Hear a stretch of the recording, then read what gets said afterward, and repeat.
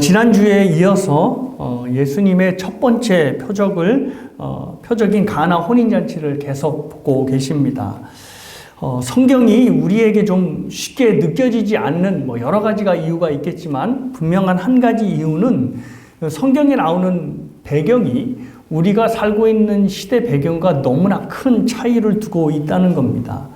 우선 저희와 가장 가까운 시대라고 할 수 있는 신약 시대를 생각만 해보더라도 무려 2000년이라고 하는 시간 차이가 있고, 또 장소도 우리가 가본 적이 없는 이 팔레스타인에서 주로 일들이 일어나기 때문에 이 성경 속에서 일어나는 일들을 나의 일로 굉장히 공감하기가 힘들다는 것입니다.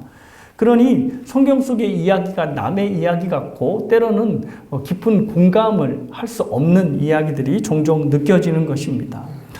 우리가 지난 주일부터 이제 가나 혼인잔치를 보고 있는데요. 가나 혼인잔치야 여러분들이 신앙생활을 하면서 얼마나 많이 들으셨겠습니까? 그런데도 불구하고 이제 그 안에 공감이 가지 않는 몇 가지 굉장히 여러 가지 부분들이 좀 있습니다. 특별히 한 가지만 좀 이 시간에 얘기를 보신다면 혼인잔치에서 포도주가 떨어진 부분, 그래서 그 포도주가 떨어져서 신랑 신부가 평생을 수치와 불명예 속에서 살게 된다라고 하는 이 부분이 아마 지금 살고 있는 사람들에게는 그렇게 선뜻 이해가 되지 않는 부분이 될 것입니다. 물론 이제 혼인잔치가 아무런 사고 없이 매끄럽게 진행이 된다면 그거만큼 좋은 일은 없겠지요. 하지만 포도주가 떨어져서 이제 문제가 생긴 것인데, 아니 포도주가 떨어졌다고 해서 신랑 신부가 잠깐 창피하면 됐지, 그걸로 인해서 그들이 살아가는 내내 수치와 불명예로 살아간다는 것이 좀 이해가 안 되는 겁니다. 오늘날로 치자면 피로연 때 메인 요리, 우리가 한국식으로 하자면 갈비탕이 떨어졌다고 볼 수 있는 거죠. 근데 갈비탕이 떨어졌다고 혼인 예식이 완전히 망쳐지는 것이나 또 그것으로 인해서 신랑 신부가 우리 결혼을 괜히 했나마라고 하는 수치와 불명예로 살진 않지 않습니까? 물론 몰려드는 하객들은 여전히 있는데 메인 요리가 떨어졌다는 것은 참으로 난감한 일이기는 하지만, 그래도 결혼 예식이 하객들 배부르자고 하는 일이 아닌 이상은 하객들이 그냥 음식이 떨어졌나 봐, 조금 준비했지, 그렇게 하고 좀 이렇게 탁 털고 가면 오히려 더 그게 정상적인 일이 아닌가 생각합니다. 그런데 혼인잔치의 이야기가 나올 때마다, 이 가나 혼인잔치의 이야기가 나올 때마다 포도주가 떨어져서 이 포도주 떨어진 것으로 인하여 신랑 신부가 평생을 그 마을에서 수치와 불명예 가운데 살게 되었다라고 하는 그 말이 선뜻 이해가 안 되는 것입니다. 가나 혼인잔치를 우리가 좀 깊이 공감을 하기 위해서는 그 시대 본문의 배경이 되었던 그 사고를 좀 알아야 됩니다. 그때 당시에는 수치와 명예 중심의 사회였습니다. 그래서 자기의 이름이 더럽혀지거나 수치를 경험하게 되면 차라리 죽음을 택하는 것이 훨씬 더 좋은 선택으로 사람들에게 판단되는 시대였습니다. 그러니까 다른 어떤 것보다도 자기의 체면, 자기의 이름을 가장 중요하게 생각했던 사회가 바로 그 사회였습니다. 자, 이러한 배경 속에서 혼인잔치에서 가장 중요한 포도주가 떨어진다는 것은 멸시와 수치를 당한 굉장히 중요한 문제였습니다. 특별히 이게 누구에게 심각한 문제가 되었냐면 신랑의 명예와 굉장히 깊은 관련이 되어 있는 문제가 되었습니다. 설명을 좀 드리면 이스라엘은 결혼 전에 정혼을 하여서 이 결혼식에 필요한 모든 준비를 해 나가게 됩니다. 특별히 이 기간 동안에 신랑은 아내를 맞이할 준비를 하게 되는 거죠. 아내랑 함께 살아갈 집을 마련하게 되고 또 살면서 필요한 여러 가지 가제도구를 마련하게 됩니다. 그리고 아울러 가장 중요한 혼인 예식을 벌일 모든 준비를 이 정혼 기간에 갖추는 겁니다. 그러니까 혼인 예식은 하루 이틀 하는 것이 아니라 짧게는 일주일, 길게는 2주 동안 하는 거기 때문에 이 정혼한 기간 동안에 자기의 모든 살림살이와 집뿐만 아니라 혼인잔치에 필요한 모든 것들을 이제 완벽하게 준비해 놓는 것입니다. 자, 그래서 이 모든 혼인잔치의 준비가 끝나게 되면 신랑은 혼인잔치를 통해서 이제 내가 아내를 맞이할 준비가 되었다라는 것을 이제 많은 사람들 앞에 혼인잔치를 통해서 이제 보여주게 되는 겁니다. 근데 특별히 누구한테 보여주게 되냐면, 처가 식구들에게 이것을 보여주게 되는 겁니다. 그래서 처가 식구들은 이제 혼인잔치가 쫙 순조롭게 돌아가는 것을 보면서, 이게 제가 시집을 잘 가는구나, 이렇게 보는 것이고, 특별히 그 처가의 아버지는 그때 비로소 그 신랑에 대해서 이제 안도를 하게 되는 겁니다. 이게 내 딸이 시집 잘 거는 거구먼. 이 신랑이 이제 자기 앞길을 잘 간수하겠어 보니까 저 혼인 예식잔치를 준비하는 걸 보니 라고 이제 판단을 하게 되는 것입니다. 우리가 드라마를 보면 딸이 결혼할 사람이에요 데리고 오면 제일 먼저 아버지들이 묻는 질문이 무엇입니까? 그 남자에 대해 정보가 없다면 자네는 뭐 하는 사람인가? 라고 물어보지요. 그게 뭐냐면 그 뜻입니다. 자네는 우리 딸을 뭘로 먹여 살릴 것인가? 라고 묻는 거 아닙니까? 그러니까 남편에게 능력이 있다는 것이 굉장히 처가 식구들 특히 아버지에게 중요한 건데 그 남편의 능력이 어디를 통해서 딱 드러나게 되냐면 이제 혼인잔치를 통해서 드러나게 되는 것입니다. 그래서 당시의 혼인잔치는 결혼을 축하하는 자리이기도 하였지만 신랑이 가정을 거느릴 만한 능력이 된다는 것을 선보이는 자리가 되기도 하였습니다.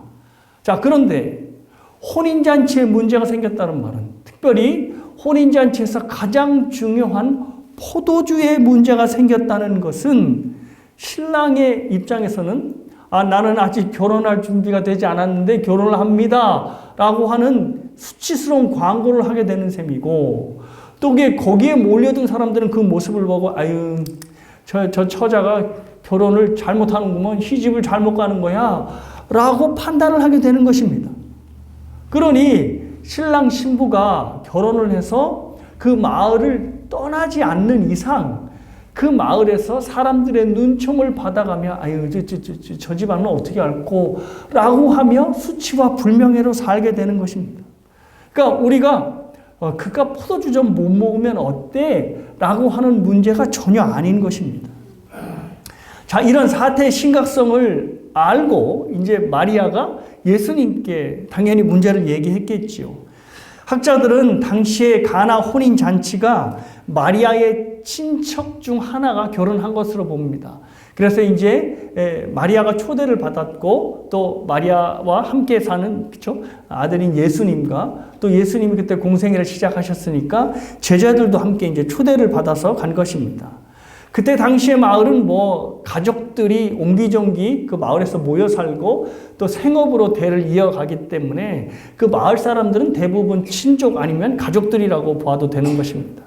그러니까 마리아의 친족이 이제 결혼을 하게 되었고, 근데 중요한 혼인잔치에서 이제 포도주가 바닥났으니 평상시 가장이신 예수님께 이제 마리아가 항상 문제를 상의했듯이 예수님께 문제를 상의했을 것이고, 그러면 이제 예수님은 이제 지혜로운 방법으로 문제를 해결하실 것이다라고 이제 생각을 한 것입니다.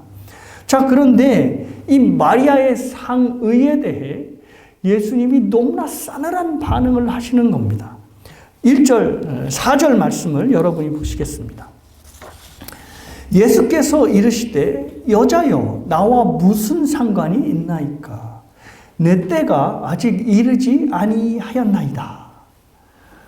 이 응답을 여러분들이 보실 때마다 좀 깜짝깜짝 놀라실 것인데요. 예수님이 왜 이렇게 얘기를 하셨을까라는 생각이 드실 겁니다. 근데 두 부분이 특별히 마음이 걸리실 겁니다. 하나는 난데없이 어머니에게 여자요 라고 얘기를 하는 이 부분. 아니 왜 어머니한테 여자요라고 얘기를 하는 거지? 라고 하는 그 부분과 또 하나는 나와 무슨 상관이 있나이까? 아직 내 때가 되지 아니하였나이다 라고 하는 이 부분일 것입니다. 예수님을 분명히 마리아는 예수님의 어머니인데 어머니를 자기를 왜 여자야라고 부르는 건지. 보통 우리의 머릿속에 남자들이 여자들을 하대할 때 아니 이 여자가 할 때 그 여자로 보통 생각하죠. 아니 공생 시작하셨다고 어머니를 하대하는 건가? 라고 하는 생각이 들 수도 있고, 또 하나는 아직 때가 안 되었으니 이거는 나와 상관이 없다라고 말씀을 하시는 것이 무슨 말인지, 그냥 싫으면 싫다라고 말씀을 하시면 되지 나의 때를 거론하시면서 이 문제를 한 발 뛰어서 생각을 하신다는 게 이해가 안 가는 것입니다. 자, 우선 이제 여자여라고 하는 부분부터 좀 보겠습니다. 예수님께서 여자여라고 하는 부분은 요한복음 우리가 읽었던 이 본문에만 나오지 않고 그 뒤에 19장에도 나옵니다. 예수님이 돌아가시기 전에 요한에게 마리아를 부탁하면서 뭐라고 얘기하는지 기억나시죠? 예. 여자여 보소서 아들이다라는 이야기를 하십니다. 자, 이 두 군데가 이제 사용한 헬라어 같은 단어를 사용했습니다. 그게 바로 이제 귀네라고 하는 단어인데요. 그 귀네라고 하는 말은 여성을 하대하는 말이 아니라 당시 여성을 최고로 높이는 극존칭입니다. 그러니까 이걸 한국말로 좀 적합한 말이 없는데 뭐 굳이 따지자면 뭐뭐 여사님이라고 이제 부르는 거죠. 예, 아니 뭐 김 여사님, 뭐 장 여사님, 뭐 이렇게 여사자를 붙이는 겁니다. 그러니까 보통 우리가 생각하는 아니 이 여자가 할 때 그 여자 하대에서 이렇게 한 것이 아니라 이 어머니를, 그러니까 마리아를 굉장히 높여서 귀네라고 하는 단어로 이 마리아를 높여드리면서 그렇게 불렀다는 것입니다. 그러니까 여러분들이 첫 번째 아셔야 될 것은 절대로 예수님이 공생애를 시작하셨다고 해서 마리아를 하대에서 부른 게 아니라는 겁니다. 자, 그럼에도 불구하고 하나 이상한 것이 있습니다. 그건 뭐냐면 이 귀네라고 하는 단어가 당시 아들이 어머니를 부르는데 절대로 한 번도 사용하지 않은 그런 부적합한 단어라는 겁니다. 그러니까 아들이 어머니를 부를 때 아무리 극존칭이라도 저 단어를 사용하지 않는다는 겁니다. 뭐 그렇겠지요. 우리도 어머니한테 뭐 장난하느라고 뭐 유 여사님 자기 어머니를 이렇게 부르긴 해도 어머니한테 진지하게 무슨 여사님 이렇게 부르지는 않지 않습니까? 그러니까 예수님께서 아무리 마리아를 높이 불렀다 하더라도 귀네라고 하는 적합치 않은 단어를 사용하셨다는 것입니다. 그래서 그 당시 헬라어 문헌을 여러 가지 많은 문헌을 찾아봐도 아들이 어머니를 저 귀네라고 하는 단어로 부른 것은 단 한 군데도 없다는 겁니다. 그러면 왜 예수님은 어머니를 저 귀네라고 하는 극존칭을 사용하면서 불렀을까라고 하는 의구심이 드는 것이 사실입니다. 자, 여기에 답이 있습니다. 그것은 뭐냐면 예수님이 이 순간부터 마리아를 어머니로 보고 있는 것이 아니라 이스라엘의 여인 중 하나로 보고 있다는 것입니다. 그 예수님께서 더 이상 마리아를 어머니로 보고 있지 않다는 것입니다. 오늘 본문은 이미 말씀드린 대로 예수님의 공생애가 시작된 본문입니다. 이제 30년 동안 나사렛에서 요셉의 아들 그리고 마리아의 아들로 사셨다가 이 모든 개인적인 삶을 정리하시고 이제 공생애를 시작하시죠. 예루살렘에 올라가시는 그런 장면입니다. 거기서부터 요한복음이 시작되는 건데, 그래서 제자들도 함께 이제 공생애 시작했기 때문에 혼인잔치에 함께 제자들과 가게 된 것입니다. 그래서 공생애 시작이 됐으니 더 이상 마리아의 아들이 아니라 이제 그리스도 메시아로서 사역을 하기 시작된 것입니다. 그래서 마태복음 12장을 보시면 이런 기사가 있습니다. 어머니 마리아와 그리고 예수님의 동생들이 이 예수님을 찾아온 모양입니다. 근데 예수님이야 뭐 그때 당시 워낙 그 무리들, 군중들에 휩싸였으니 예수님을 쉽게 만날 수 없었던 모양이죠. 그래서 예수님을 만나고자 하는데 군중들에게 더 이상 예수님을 만날 수 없게 되니까 이제 사람을 통해서 이제 어머니와 동생들이 왔다는 전가를 아마 예수님께 넣었던 모양입니다. 그래서 이제 예수님이 따로 나와서 이제 마리아와 동생들을 만나기를 원하셨던 모양이죠. 그러자 그 전가를 받은 예수님께서 그런 말씀을 하시는 겁니다.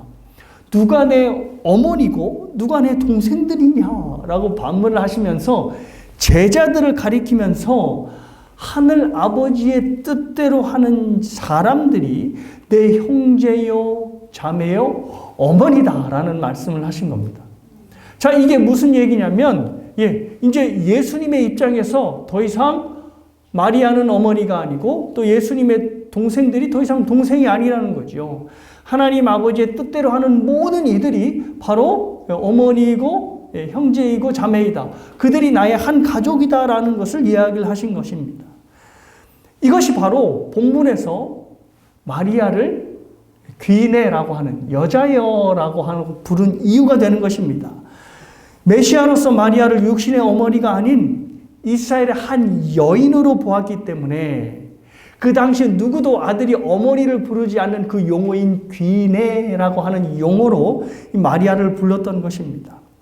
이제는 공적 사역을 하는 시점에서 마리아는 더 이상 어머니가 아니라는 것을 분명히 예수님께서는 이 말씀으로 보이셨던 것입니다. 그리고 공생애 가운데서 이 마리아의 혼인잔치가 더 이상 나와 관련된 때와 연결짓지가 않았다라는 말씀을 하시는 겁니다. 나의 때가 아니니 이 가나 혼인잔치의 포도주가 떨어진 사건은 나와 관련된 일이 아닙니다 라고 이 마리아에게 이야기를 한 것입니다. 자, 그렇다면 이제 두 번째, 나의 때는 과연 무엇인가라는 것을 이제 생각해 봐야 합니다. 요한복음에서 예수님의 때와 관련된 말은 이렇게 화면에서 보시다시피 총 6번이 등장을 합니다.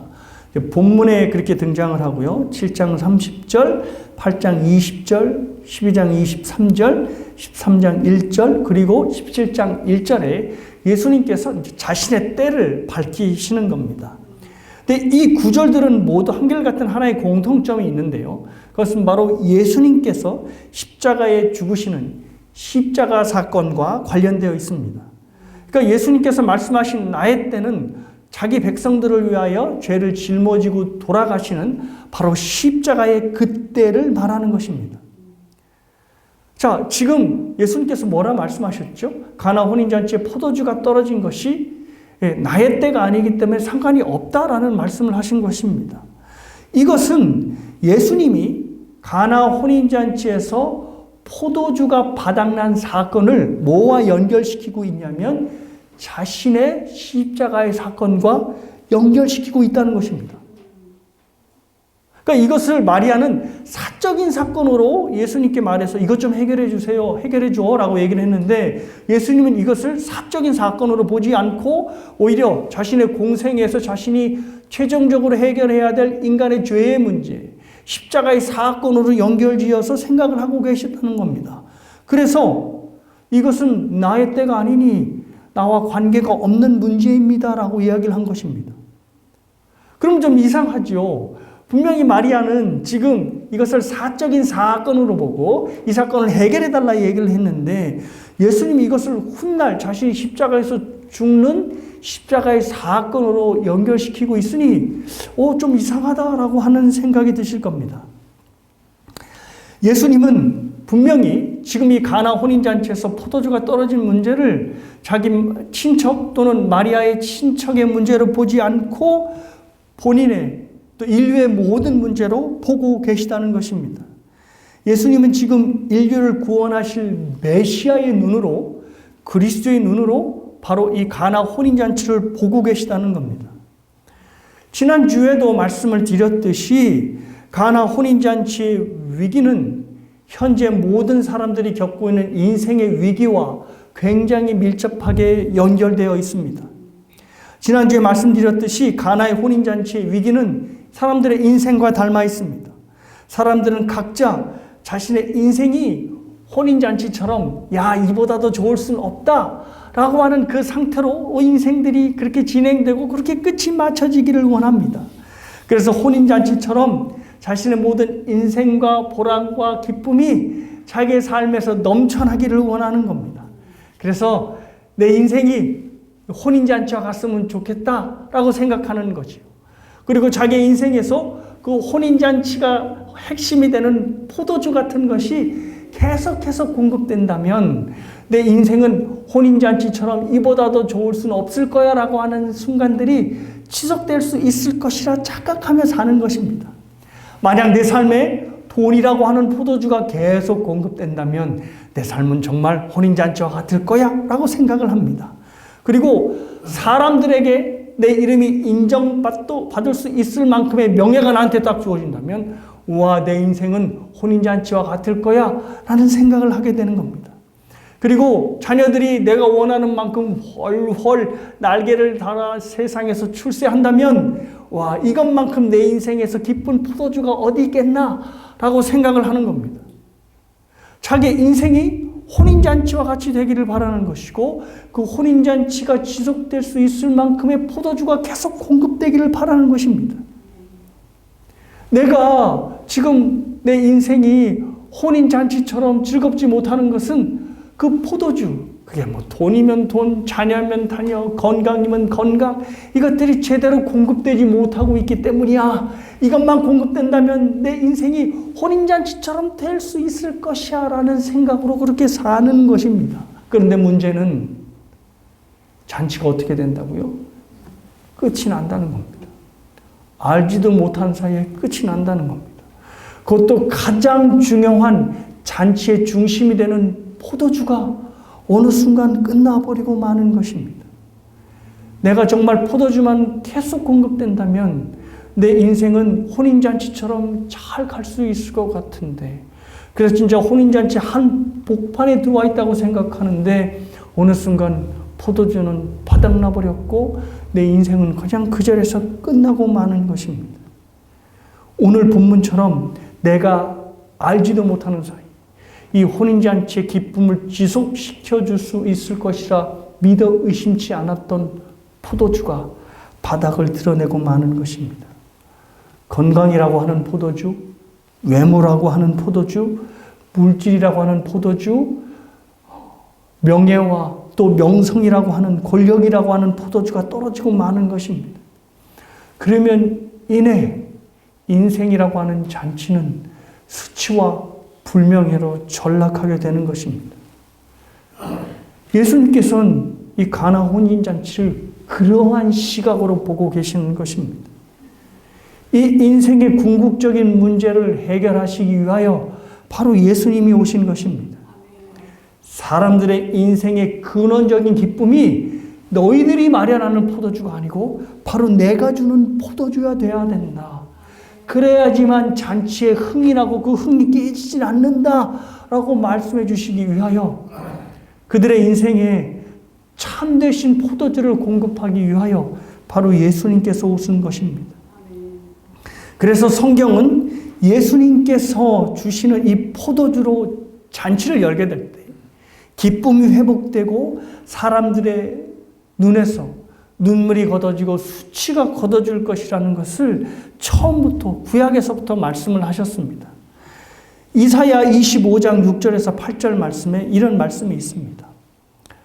만군의 여호와께서 이 산에서 만민을 위하여 기름진 것과 오래 저장하였던 포도주로 연회를 베푸시리니 곧 골수가 가득한 기름진 것과 오래 저장하였던 맑은 포도주로 하실 것이며 또 이 산에서 모든 민족의 얼굴을 가린 가리개와 열방 위에 덮인 덮개를 제거하시며 사망을 영원히 멸하실 것이라. 주 여호와께서 모든 얼굴에서 눈물을 씻기시며 자기 백성의 수치를 온 천하에서 제하시리라. 여호와께서 이같이 말씀하셨느니라. 이 말씀에 의하면 파탄으로 빠진 잔치가 다시 기쁨을 되찾고 수치와 후회 속에서 흘려지는 눈물이 그 얼굴에서 닦여지는 역사가 일어나고 다시 웃음을 찾게 되는 일이 일어난 것입니다. 이 모든 것이 이사야서에서 말씀하신 대로 하나님이 연회에서 베푸시는 오래 저장된 연회의 포도주 때문이었습니다. 이 포도주 때문에 사람들의 눈물에서 눈물이 씻겨지고 사람들의 인생에서 수치가 제거된 것입니다. 그리고 이제 사람들을 비탄에게 빠지게 할 죽음까지도 완전히 정복되게 된 것입니다. 하나님이 친히 베풀어 주시는 포도주가 완전히 잔치의 판을 바꾼 것입니다. 예수님이 바로 이 시선으로 혼인잔치를 보고 있는 것입니다. 자, 그런데 이 하나님이 베푸시는 포도주는 절대로 그냥 얻는 포도주가 아닙니다. 반드시 예수님이 죽으셔야만 주실 수 있는 포도주인 것입니다. 왜냐하면 성경에서 말하는 포도주는 바로 예수 그리스도의 피를 말하기 때문입니다. 복음서에서의 포도주는 바로 예수 그리스도의 피가 됩니다. 예수님께서는 자신의 죽음으로 흘리될 피가 포도주가 되어서 사람들에게 공급될 때 기쁨이 회복되고 슬픔과 고통 그리고 수치와 불명예에서 나오게 된다는 것을 분명히 알고 계셨습니다. 그리고 그 포도주만이 사람들에게 영원한 눈물을 씻어 주실 수 있을 것이라 하셨습니다. 그래서 예수님께서는 십자가에 달리시기 전에 제자들과 함께 포도주를 나누신 것입니다. 그냥 포도주를 나누신 것이 아니라 포도주를 나누시면서 이것이 내 피야. 내 피를 마셔야 된다 너희들은 하면서 피를 따라주신 것입니다. 주님이 주시는 이 보혈의 포도주만이 영원한 잔치의 기쁨을 회복시켜 줄 수 있다는 것을 예수님께서 보여주신 것입니다. 이것은 예수님께서 반드시 죽으셔야지만 우리의 삶이 잔치로 바뀐다는 것을 의미합니다. 예수님이 피가 우리에게 포도주로 공급될 때 우리의 한정되고 제한되는 삶의 기쁨이 영원한 것으로 영속적인 것으로 이어질 수 있다는 것입니다. 그래서 우리 예수님은 피를 흘리시며 죽으셔야만 했습니다. 십자가에 흘리시는 예수님의 피만이 포도주를 얻는 유일한 길이었기 때문입니다. 이렇게 예수님은 가나 혼인잔치에서 포도주가 떨어진 문제를 신랑 신부의 문제로 보지 않고 인류의 문제로 보고 계셨던 것입니다. 그래서 마리아가 사적인 문제로 포도주가 떨어졌다라고 하는 얘기를 하자 이것은 아직 나의 때가 되지 않았습니다. 그래서 이 일은 나와 상관이 없습니다. 라고 사적인 일로 거리를 둔 것입니다. 자, 그런데 아까도 말씀드렸듯이 예수님은 이 일을 사적인 일로 보지 않고 인류 전체의 문제로 지금 바라보고 계십니다. 그래서 가나 혼인잔치의 문제를 해결하여 주신 것입니다. 긍휼과 자비가 풍성하신 하나님께서 포도주로 인하여 앞으로 겪게 될 신랑 신부의 영원한 수치와 불명예를 자신의 이적을 통하여 해결해 주신 것입니다. 6절에서부터 10절 말씀을 보십니다. 거기에 유대인의 정결 예식을 따라 두세 통 드는 돌 항아리 6이 놓였는지라. 예수께서 그들에게 이르시되 항아리에 물을 채우라 하신즉 아기까지 채우니 이제는 떠서 연회장에게 갖다 주라 하시매 갖다 주었더니 연회장은 물로 된 포도주를 맛보고도 어디서 났는지 알지 못하되 물도온 하인들은 알더라. 예수님은 아직 십자가의 때가 되지 않으셨음에도 물로 포도주를 바꾸는 이적을 통해서 그 잔치의 모든 사람들의 기쁨을 연장시켜 주셨습니다. 그리고 결정적으로 신랑 신부를 구원해내셨습니다. 그리고 잔치의 기쁨을 한없이 이어가게 하셨습니다. 자, 그런데 이 잔치의 기쁨이 이어졌다고 해서 그 전의 기쁨이 고스란히 조금만 연장된 것이 아닙니다. 예수님께서 따라줌으로 인하여 그 포도주로 인하여 연장된 기쁨은 그 이전의 포도주와는 전혀 다른 포도주가 주는 기쁨이었습니다. 그러니까 질이 다른 포도주였던 것이죠. 기쁨이었던 것입니다. 연회장의 표현대로 전에는 전혀 맛볼 수 없는 기쁨이 바로 예수 그리스도께서 부어주시는 포도주로 인하여 그 잔치의 모든 사람들이 누리게 된 것입니다. 이것이 바로 가나 혼인잔치를 통해서 예수님께서 하시고자 하시는 메시지가 되는 것입니다. 인생의 기쁨을 안겨주는 것 참 포도주는 인간이 정하고 인간이 만드는 것이 아니라 바로 예수님 그 자체가 되어야 한다라는 것을 예수님이 말씀하신 것입니다. 다시 말해서 인생의 참된 기쁨은 너희들이 찔끔찔끔 마련하는 그런 포도주가 아니라 오로지 예수 그리스도만이 줄 수 있다라는 것을 이 혼인잔치를 통해 보여주신 것입니다. 인간이 스스로 자신의 잔치를 위해서 마련하는 이 포도주는 연 회장이 말하는 것처럼 가면 갈수록 나빠지는 것입니다. 그래서 그 나빠지는 것이 술에 취해서 나빠지는 것인지도 알지 못하는 처럼 그냥 그렇게 인생이 망가지는 채로 그냥 그대로 살아가는 것입니다. 하지만 예수님이 주시는 포도주는 오히려 뒤로 가면 갈수록 기쁨이 배가 되는 잔치가 되는 것입니다. 그래서 예수님께서는 오직 자신만이 잔치의 기쁨이 될 수 있다라는 것을 이 가나 혼인 잔치를 통해 보여주시는 것입니다. 이 기쁨을 가지고 있는 사람은 절대 죽음 앞에서도 절망하지 않게 될 것이고, 또 다 끝난 폐허 같은 이 절망 속에서도 다시 소망을 잡고 일어날 기쁨을 주는 것이고, 또 자신이 이제 끝났다, 사람들이 끝났다 생각하는 절망의 가운데서도 오히려 그 절망을 자랑하며 주님을 붙잡는 소망으로 자리하게 되는 것입니다. 자신의 연약함보다 오히려 주님이 주시는 더 기쁨을 자랑하는 그런 넘치는 기쁨을 갖게 되는 것입니다. 이 기쁨을 주시기 위해서 예수님께서 십자가에 달려 죽으신 것입니다. 자신의 피를 우리에게 영원한 기쁨을 주는 포도주로 바꾸시기 위하여 예수님께서 그렇게 한 방울의 피라도 다 짜내셔서 우리에게 주신 것입니다. 비록 가나 혼인잔치에서 물로 바꾼 포도주는 가나 혼인잔치에 참여한 그들만이 기뻐하는 잔치였지만, 예수 그리스도께서 십자가에 달려 베푸시는 그 보혈의 포도주는 예수 그리스도를 믿는 모든 사람에게 참 기쁨을 주는 기쁨의 근원이 되었습니다. 그래서 사도 요한은 가나 혼인잔치에서 이 사건을 이적으로 말하지 않고 표적, 예수 그리스도의 뜻이 담긴 표적으로 말씀하고 있고, 그것도 첫 번째 표적, 주요한 표적으로 말씀하고 있다는 것입니다. 우리는 요한복음 1장 맨 끝절에서 나다나엘을 만난 예수님께서 이 말씀을 하신 것을 기억합니다. 무화과나무 아래에서 있다는 것을 예수님이 안 것을 나다나엘이 굉장히 놀라잖아요. 그래서 예수님을 하나님이여 그리스도로 고백을 하는데, 거기에 대해서 예수님이 야, 뭐 그거 갖고 놀라느냐? 네가 앞으로 하늘이 열리며 인자 위에 천군 천사들이 오르락 내리락 하는 것을 보게 되리라 라고 하는 큰 일을 이야기하십니다.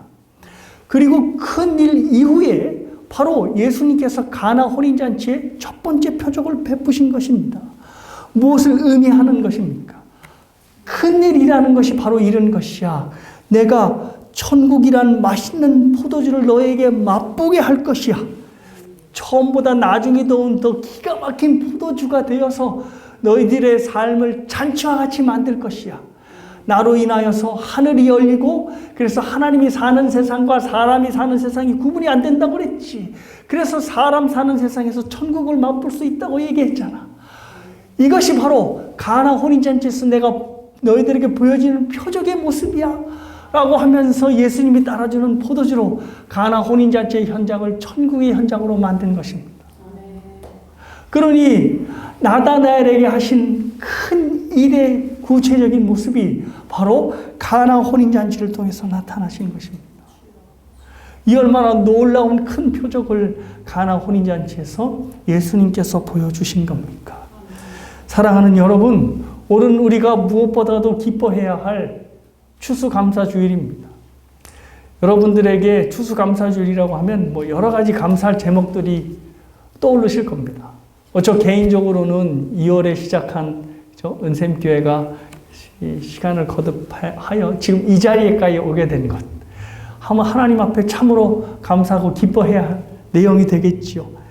그리고 여러분들도 이곳에서 함께 주의를 지키고 또 여러분의 삶을 하나님께서 지금까지 인도하신 모든 내용에 대해서 참으로 기뻐해야 할 이유가 되실 것입니다. 하지만 우리가 무엇보다도 오늘 기뻐하고 감사해야 할 것은 예수 그리스도께서 자신의 보배로운 피로 우리에게 영원한 기쁨의 포도주로 주셨다는 그 사실이 될 것입니다. 그래서 우리가 주님으로 인하여 여러 가지 감사 항목들이 없어도 주님으로 인하여 영원한 기쁨을 누리게 되었다는 것, 그 이유가 오늘 추수감사주일에 제일 기뻐해야 할 기쁨의 제목이 되실 것입니다.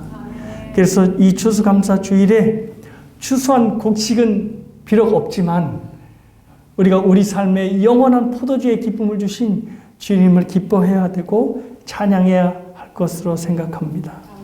이 시간 예수 그리스도께 기뻐하는 오늘이 되셨으면 좋겠고요. 그리고 이따 감사의 만찬을 나누시면서 예수 그리스도를 식사와 함께 누리시고 기뻐하시는 여러분 모두가 되시기를 주님의 이름으로 축복합니다.